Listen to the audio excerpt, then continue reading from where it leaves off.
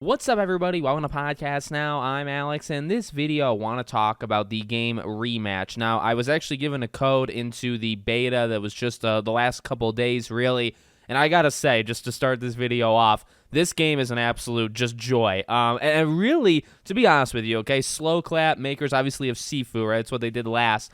When they announced this game, I had always thought, and my prevailing thought leading into this beta was, I don't get it. I don't get why you would go from a game like Sifu to a game like this. Now, it was never to write off this game. And that was just something that was like my thinking process. It doesn't diminish this game. It was just always a question to me how you go from a game like Sifu to a game like this. You know what? Honestly, after playing this beta for much longer than I thought I would, this is so freaking good, and I do not mind this whatsoever. I mean, hopefully one day we can get a Sifu 2 or something like it, but Rematch is just so freaking fun. And what's interesting, okay, let's try to break this stuff down.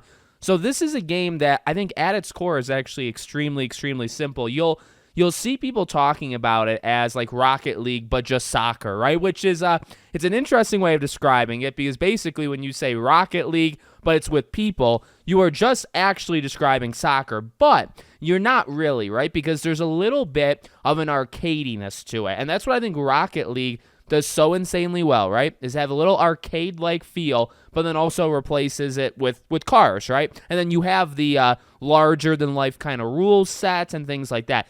This game manages to do soccer. I mean, you can play FIFA, right? But at the same time, you are getting a wholly unique experience here that you're not going to get this in FIFA, and it just works so well. 4v4 or 5v5, it's just such a blast, and there's not too many controls. There's not too many mechanics. It's, again, at its core, it's actually a rather simplistic game, but I just think the general feel of having that, like, arcade-type vibe where you can trip people, right? No big deal. You could do these lob-type passes that are just kind of built in to the basic gameplay. Your shots are a little kind of uneven, right? There is an aiming mechanic, but unless you're perfect at it, there's going to be some kind of like wonky things that happen, right? You're going to miss wide and it's going to kind of bounce back. You're going to actually want to purposely miss to try to set up other people. You know, it's got a good defending mechanic to it where, you know, you can kind of, and this is at least how I play it, you can kind of stick with a person. You don't necessarily have to tackle them or slide into them. You can kind of just stick kind of around them to like disrupt their play. Again, I mean, at its core, it's actually quite simple. It's literally soccer. It's a smaller field. It's less players, but it's soccer. But it's just so fun, whether you're a goalkeeper, whether you're a player. And, you know, I believe they said in an interview when they first announced this game, the literal title, right, called Rematch, they call it that because they literally want the vibe, right, like the tone of this game.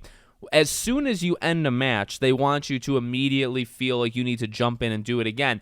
And that, I cannot actually believe it. Because, look, like, the game looked fine. I'm not saying, like, the game looked bad or anything. Like, I was always going to try to give it a shot. They announced it was going to be on Game Pass, so that was like, okay, well, when it comes out, I'm for sure going to get it in some way. It's just, okay, well, I play it for, like, 10, 20 minutes. Guys, I put in this beta. I played it, like, 3 hours just in the first day, and I played it a couple days after. I couldn't stop. And so that feel, or literally what they said in the interview, right? The idea that they want you, when you finish a match, win or lose, they want you to immediately jump in and do it again. I mean, look, when it's a multiplayer game, that seemingly is a core mechanic, right? If it's a shooter, if it's whatever, it's a sports game, when you finish a game, they ideally want you to hit, like, fine match and then do it again. And yeah, I mean, the gameplay and the core mechanics is a huge part of it. I actually think, like, the time is another one. It's only, I believe, 6 minutes. And I don't know if it's legitimately, it feels like it's, like, real time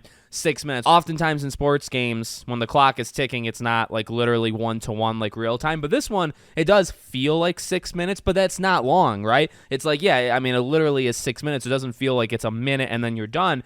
But it's not so long that you feel like, okay, you're wiped. Right after a match, you're like, okay, I can't do this again. I need to play something else. No, it's just a perfect length where you just immediately want to jump in. I don't know if this will be a mechanic when the game comes out, but I believe they have basically like a loser type system built in where I think if you outscore 4-0, because I got outscored 4-0 a couple times, when you do that, the game will just end. So it's like you don't even have to punish people for sticking with it, right? Because I oftentimes, I mean, in Rocket League, I've lost matches like 9-1 in Rocket League, right? And you just kind of sit there and take that punishment. And this doesn't even seem like they'll make you do it because probably they want you to kind of forget about it and just jump back in. But I mean, I don't know. I mean, the passing, the shooting, the tackling.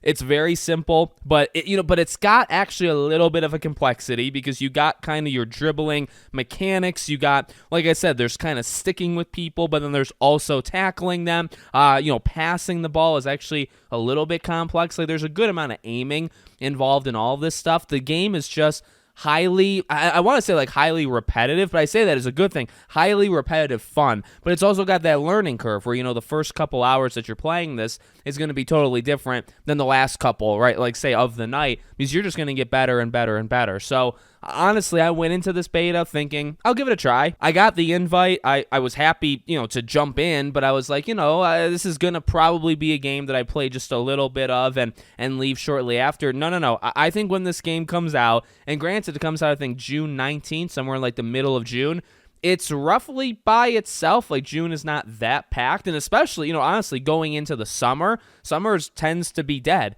July is normally like the most dead month in all of gaming. Do you know how many hours I'm going to put into Rematch? I mean, I mean that genuinely. I'm probably going to put God knows how many hours. And by the way, I say this as I mentioned my Rocket League pass. I actually have played Rocket League I've played Rocket League maybe 500 hours. I think it's a pretty good amount of time.